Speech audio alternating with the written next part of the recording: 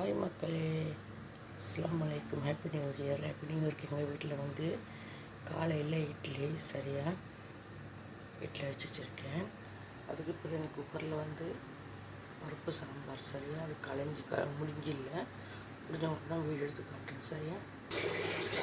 பாருங்கள் மக்களே, இட்லி சூப்பராக இருந்துருக்கு பாருங்கள். பஞ்சு போல் சூப்பராக இருக்குது பாருங்கள். இது வந்து கடாயில் எண்ணெய் சாம்பாருக்கு தாளிக்கணும். இது வந்து கிள்ளி சாம்பாருக்கான வத்தல் மிளகாய், உள்ளி, பச்சை மிளகாய், கடுகு தாளிச்சிருக்கேன் பூண்டு போட்டு.